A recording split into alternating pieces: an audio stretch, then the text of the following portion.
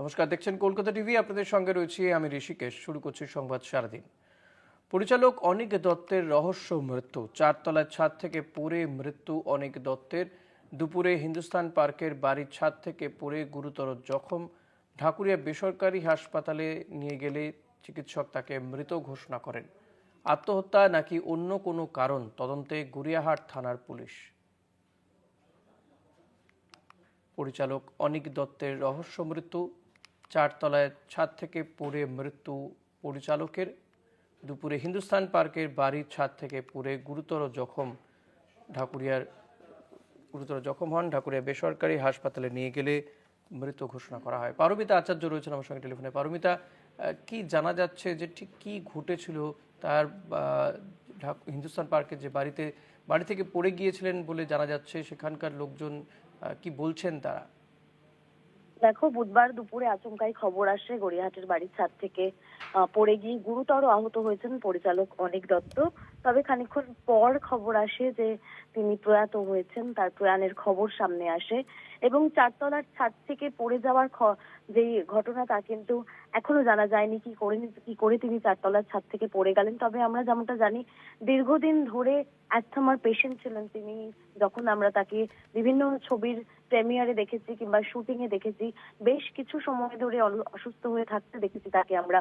তবে কিভাবে তিনি বাড়ির চারতলার ছাদ থেকে পড়ে গেলেন তা কিন্তু এখনো কনফার্ম কিছু খবর আসেনি।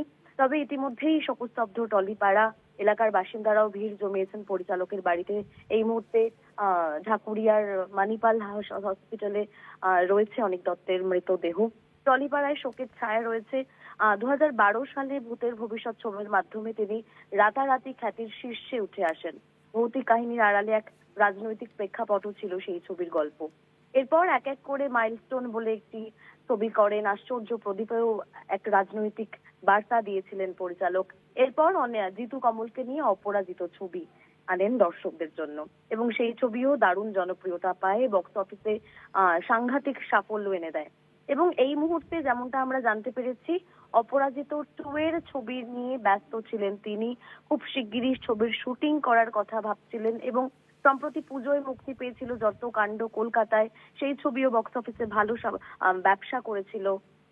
এবং অনিক দত্তের ছবি বরাবরই একটি সামাজিক বার্তা দেয়, একটি রাজনৈতিক প্রেক্ষাপটের ছবি, দর্শকদের পছন্দের এবং একটি নির্দিষ্ট ঘরানা নিয়ে কাজ করে এসেছেন। এবং ভূতের ভবিষ্যতের পর থেকে 2012 পর থেকে অনিক দত্তের ছবির জন্য অপেক্ষা করে থাকতেন দর্শকরা তার। তবে কি কারণে তিনি চারতলার ছাদ থেকে পড়ে গেলেন তা কিন্তু এখনো জানা যায়নি। তবে এই মুহূর্তে শোকস্তব্ধ টলিপাড়া এক এক করে সোশ্যাল মিডিয়ায় আমরা দেখছি শোক জ্ঞাপন করছেন। কেউ কেউ বিশ্বাসই করতে পারছেন না অনিক দত্তের এরকম প্রয়াণ। তবে দীর্ঘদিন ধরে তিনি অ্যাস্থমার পেশেন্ট ছিলেন, সেই নিয়ে তিনি মাঝে মধ্যেই হাসপাতাল বাড়ি করতে হতো। তবে চারতলার ছাদ থেকে পড়ে গিয়ে তার এই মৃত্যু সংবাদ কিন্তু শোকের ছায়া নিয়ে এসেছে টলিপাড়ায়। ঋষি। পারমিতা, অনিক দত্তের পরিবারে কেউ কি সে সময় ছিলেন তার বাড়িতে? দেখো, তার স্ত্রী সন্ধ্যা দত্ত, তার সঙ্গে এই মুহূর্তে যোগাযোগ করা সম্ভব হয়নি। তবে যদি তিনি তার অনিক দত্তের মৃত্যু সংবাদ জানিয়েছেন। কে ছিলেন সেই সময়ে সেই বিষয়ে এখনো কিন্তু কিছু জানা যায়নি ঋষি।